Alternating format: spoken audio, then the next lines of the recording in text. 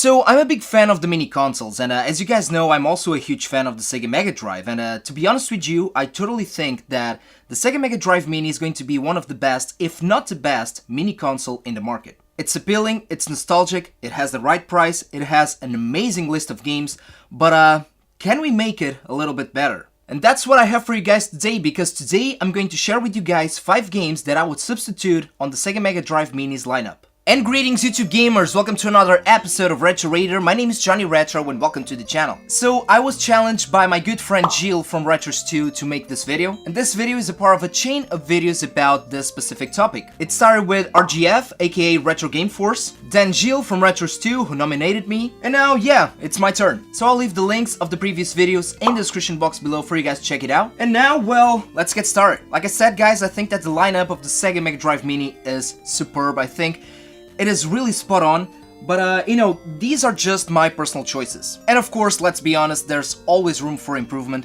And yeah, this is just my personal taste, just my personal opinion. So number 1, the game that I would substitute is Dr. Robotnik's Mean Bean Machine. Nothing against that specific game, but we already have 3 Sonic games on the Sega Mega Drive Mini. We have Sonic the Hedgehog 1, Sonic the Hedgehog 2, and Sonic Spinball. And when we think about the classic Sonic games on the Mega Drive, I mean, do we really think about Robotnik's Mean Bean Machine? Me personally, I think about the classic trilogy. So I would substitute that game for Sonic and Knuckles. And yes, I know that technically this game is not a standalone game. I know that it is actually the part 2 of Sonic 3, which is kind of confusing. But the reason why I'm picking Sonic and Knuckles over Sonic 3, it's because, you know, like I said guys, this is just my personal opinion, my personal list, and Knuckles is my favorite character of the Sonic franchise. My good friend RGF also picked this one, and he had an amazing idea. I mean, why don't release this game and Sonic 3 as one ROM, one single ROM? That would be amazing, that would be mind-blowing, and I know that it is not possible due to, you know, legal issues and rights and stuff like that. But like I said, I think that would be an amazing idea. And for me, when I think about the classic Sonic games, I like the whole trilogy, but this one is really my favorite. When I think about Sonic, I think about sweet 16-bit graphics, you know, bright colors, fast, speed. And this game really has it all, so Sonic and Knuckles, my first pick. So Sonic was Sega's response to Mario on Nintendo. We all love the blue hedgehog, I mean, it is Sega's mascot. And I have my list right here. I mean, we do have Sonic games on the Mega Drive Mini, the answer to Mario. And we also have Alex Kidd and Enchanted Castle. Once again, nothing against that game, but when I think about Alex Kidd as a character, as a mascot, I think about the Sega Master System, not the Sega Mega Drive. So what I would do is that I would trade this game to an answer, if you will, to A Link to the Past. So my number 2 pick would be Soleil on the Mega Drive. Now, if you live in North America, you are probably wondering, well, is this an European exclusive? Well, no, you guys got this game in your region as well, but you know it under the name of Crusader of Centy. An amazing 16-bit RPG, and although A Link to the Past is not technically an RPG, I'm not going to, you know, into that conversation, but this game definitely reminds me a lot of A Link to the Past. The graphics, the sprites, the colors, the gameplay style, the whole visual of the game. Let me tell you guys, this game is a great alternative to A Link to the Past on the Mega Drive. I think it is a hidden gem on the system, both Genesis and the Mega Drive. It is a game that I definitely want to review here on the channel.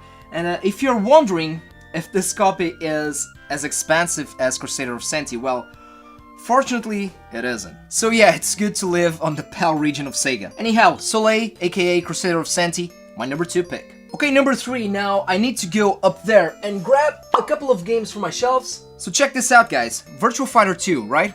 On the Mega Drive. It is on the Mega Drive Mini. But nothing against this game once again, but when we think about virtual fighting, do we really think about the Mega Drive? No, this is not the game when we think about Virtua Fighter 2. This is the one on the Sega Saturn. Great franchise, great game.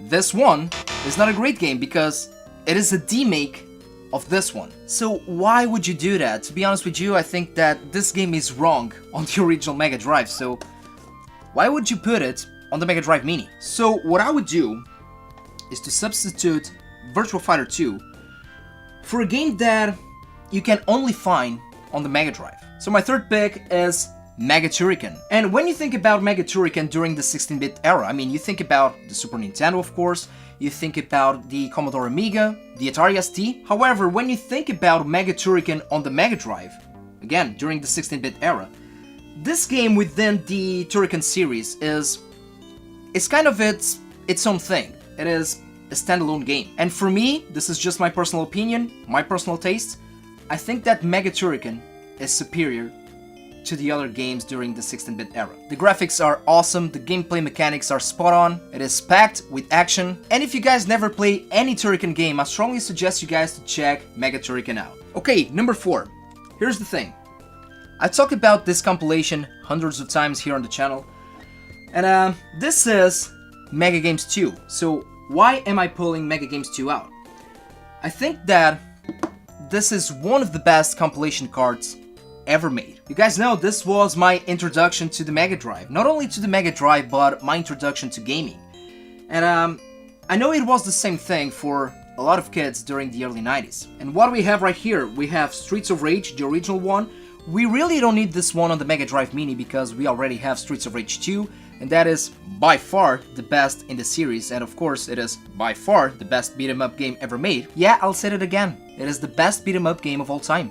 Prove me wrong, down below. We also have Golden Axe, and Golden Axe, of course, it is on the Mega Drive Mini lineup, but what we don't have is the Revenge of Shinobi. And now you might say, well Johnny, you already have Shinobi 3, but why don't you have Revenge of Shinobi? I mean, this is the game, this is the Shinobi game that you want to play on the Sega Mega Drive. So that's my fourth pick. I would trade Shinobi 3 for Revenge of Shinobi.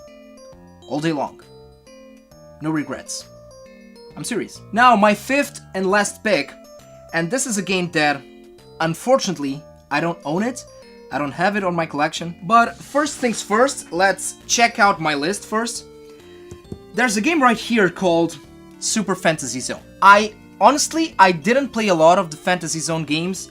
I don't have a lot of memories with it. I don't have a lot of nostalgia for it. However, when I think about Fantasy Zone, and most importantly, when I think about Opa Opa, I think about the Sega Master System. If this was a video about the Master System Mini and Sega, I'm looking at you, I would say that Fantasy Zone, yes, it is a must-play and must-have on the Master System. But again, when I think about Mega Drive, when I think about 16-bit shooters, this is not the game that I think of. So I would trade this shooter for another one.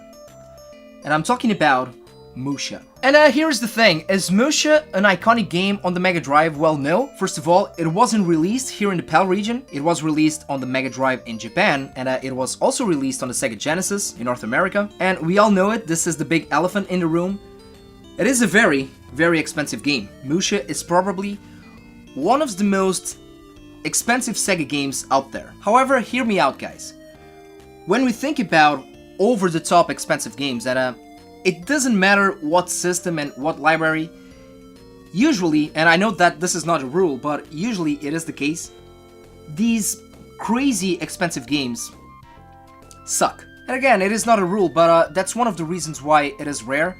It's because, you know, it didn't sell a lot, and the reason why it didn't sell a lot is because they're not very good. However, Musha is one of those expensive games that you really want to have in your collection. Now, I'm not saying that you guys should blow all of your savings in this game. I mean, that's totally up to you, but it is a very good game. I played it on emulation, although you guys know that I suck at shooters, but each time that I play this game, I have a lot of fun. And you bet that as soon as we can hack the Mega Drive Mini, this is going to be one of the very first ROMs that I'm going to put on. So, Sonic & Knuckles, Soleil, aka Crusader of Centy, Mega Turrican, Revenge of Shinobi, and Musha, these are my picks for the Sega Mega Drive Mini. Now, what is left for me to do is to nominate a fellow YouTuber to keep up with the chain. So I'm going to nominate fellow YouTuber, fellow friend, It's a Pixel thing. So yeah, Pixel, it's up to you now. Don't forget to check out the description box below, guys. RetroGameForce, Retros2, and It's a Pixel thing. And let me know about you guys. Let me know what 5 games would you guys substitute